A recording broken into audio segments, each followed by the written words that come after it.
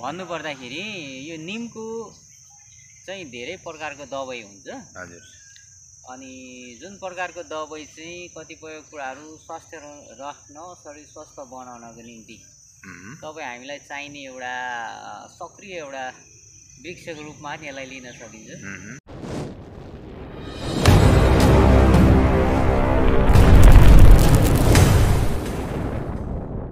दर्शक नमस्ते गाइजहरू, good morning guys, good morning. के छ, सबै सन्चै आरामै हुन्छ भन्ने आशा गरेको छु र हामी पनि ठिकै छौँ, सन्चै आरामै छौँ।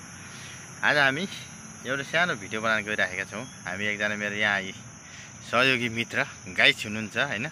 हेलो गाइज, के छ हालखबर? ठिक छ एकदम। तपाईँलाई म आज एउटा कुरा सोध्न गइरहेको छु होइन। नराटिकन एकदम सही तरिकाले भनिदिनु होला है त। जस्तै यो गार्डनको अगाडि यति राम्रो छ होइन। अनि यो राम्रो भरिमा मैले धेरै ठाउँ खोजिराखेँ, तर एक दुई ठाउँ मात्रै भेटेँ यो मैले निमको बुट्टाहरू है। यो दुईवटा चाहिँ निमको बुट्टा हो होइन। यो ठुलो चाहिँ निमको बुट्टा हो यो। अनि एउटा यहाँनिर छ, यो हामी बसेको छेउमै छ, निमको बुट्टा छ। अनि यो निमको पात खाँदा नखाँदा अनि के हुन्छ? निमको पात खाँदा शरीरलाई कस्तो हुन्छ र निमको पात नखाँदा कस्तो हुन्छ? यो के रोगको लागि यो निमको पत्ता खान सकिन्छ र के को लागि यो नखाँदा ठिक हुन्छ भन्ने कुरा यसमा तपाईँको बुझाइ के छ भनिदिनु पर्यो गाइज। यो सर र हेर्दाखेरि एकदम राम्रो पनि देखिएको छ, चलिरहेको छ होइन। हरियाली टक्क बर्खा लागेको सँगै हेर्दाखेरि गाडीहरू रोडमा हिँडिरहेका छन्। ल भन्नु पर्यो गाइज, अब तपाईँको के छ विचार यसमा? चलाएर तपाईँले यो भनिदिनु पर्यो। यसलाई अब विशेष गरिकन अब मलेसिया मुलुक, अब जुनसुकै मुलुकमा यो निमको रुख पाइँदैन। जस्तै पहाडी इलाका, अलिकति शीतोष्ण प्रदेश अनि ठिक्क गर्मी मिलेको भेगमा मात्रै यो पाइन्छ। अनि यो बुट्टाले यो हेर्दाखेरि यो अनपत्यारिलो छ। अनि यो चाहिँ के काम गर्छ भन्दा हाम्रो शरीरमा भएको जस्तै ड्याङ्गो रोग भन्ने हुन्छ, त्यो ड्याङ्गो रोगको लागि पनि यसले काम गर्छ। अनि त्यसपछि आएपछि तपाईँको ज्वरो, गढेर बसेको ज्वरो यसले निकाल्ने काम गर्छ।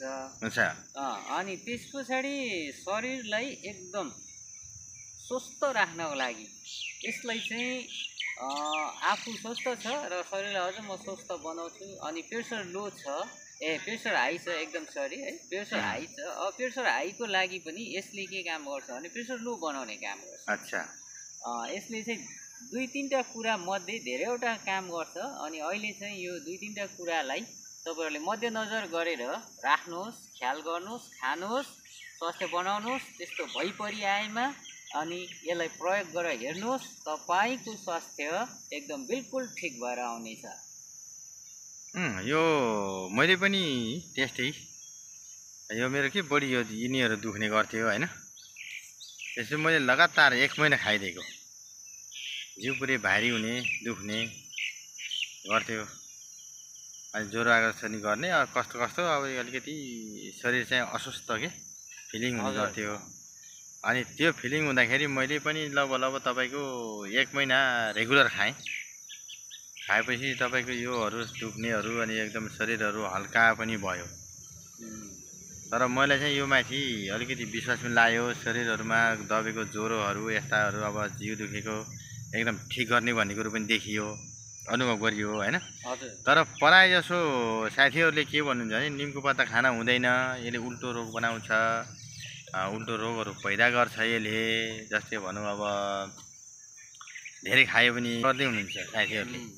तर यो चाहिँ कुरा मलाई त्यति विश्वास लागेन, किनभने मैले खाएर अनुभव गरेको होइन अहिलेसम्मलाई है। अब पछि त के हुने भविष्यमा थाहा हुने कुरो भएन होइन।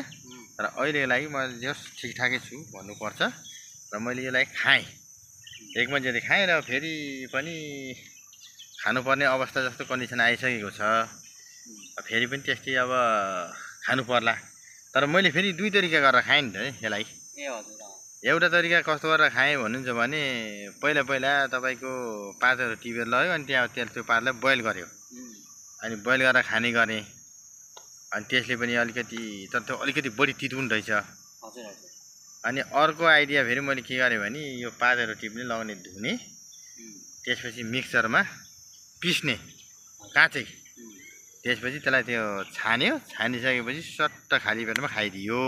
हजुर त्यसो गर्दा पनि अलि तितो चाहिँ कमी जस्तो मलाई अनुभव गरेँ मैले। हो तर तपाईँले चाहिँ के गर्नुभएको छ अहिलेसम्म? निमको पत्ता खानु भएको छ कि भएको छैन भन्नु पऱ्यो गाइस तपाईँले। ल अब मैले चाहिँ निमको पत्ता खाएरै भनेको हो, नखाइकन भन्ने कुरा भएन। तपाईँहरूले यो दिनमा चाहिँ यसको पत्ता चाहिँ एउटा दुईटा दिनै पछि टोकी बस्यो भने पनि यसले चाहिँ एकदम राम्रो काम गर्छ। तपाईँको स्वास्थ्यमा चाहिँ एकदम बिल्कुलै राम्रो काम गर्छ। तपाईँहरूले लिने गर्नुभयो भने दिनमा एउटा दुईटा खाने गर्नुहोस्। खासै त्यस्तो असर पर्दैन, इफेक्टिभ चाहिँ होइन यो, एकदम स्वास्थ्यको लागि चाहिँ एकदम राम्रो छ, हेल्दी छ है। म त्यही भन्न चाहन्छु यहाँहरू सबैलाई। अनि यहाँहरूले लिने काम गर्नुहोस्, यसलाई हेला नगर्नुहोस्। यो जडीबुटीमा एकदमै राम्रो खालको जडीबुटी हो, हजुरहरू ट्राई गर्नुहोस्। जडीबुटीमा यो 1 नम्बरको जडीबुटी पर्छ। हजुर हामी धेरै टाढा गएनौँ आज, यसो बजारतिर गएको, यति बसेर निमको बुटा हो। अनि त्यसपछि यो निमको बुटा वरिपरिको सानो बगैँचा त्यसैसम्मको भिडियो बनाउँदैछौँ। तपाईँले हेरिदिनु होला, तपाईँले माया गरिदिनु होला होइन। अरू केही भन्नु छ गाइस हजुरले? च्यानललाई सब्सक्राइब गरिदिनु होला, सेयर गरिदिनु होला। तपाईँहरूले जबसम्म सेयर गर्नुहुन्न यो एकजनालाई मात्रै सीमित हुन्छ। तपाईँहरूले जबसम्म सेयर गर्नुहुन्छ यो संसारभरि फैलिँदछ, यही भन्न चाहन्छु यहाँहरू सम्पूर्णलाई। अनि निमको पत्ताको बारेमा अब तपाईँहरू थाहै पाइहाल्नु भयो, सुनिहाल्नु भयो, बुझिहाल्नु भयो। सबैले खाँदै गर्नु होला, घुम्दै गर्नु होला, फिर्दै गर्नु होला। भिडियो चाहिँ हेर्न नबिर्सिनु होला। निमको पत्ता भनेर हेला नगर्नु होला। यो तितो छ भन्ने कुरोलाई अलिकति माया पनि गर्नु होला। तितोले नै रोगहरू निको पार्दो रहेछ गाइजहरू होइन। अब एकचोटि फेरि सर र यो हेर्नुहोस् पछिको ब्याक साइडहरू, यो निमको पत्ता यही हो बुटाहरू। एउटा त्यो सानो बुटो छ यहाँ, यो त्यसो परेको बुटाको छेउनेर सानो, अनि यो भइहाल्यो, त्यो सानो बगैँचा भइहाल्यो होइन। गाडीहरू छ उतापट्टि, अब रोड छ ठुलो ड्याङ लाएर गाडीहरू ढङडङ गर्दै चलिरहेका छन्। यो सबै कुरा हुँदैछ, टाक्का टुक्का मिलाएर यसो हेर्दाखेरि सानो छ।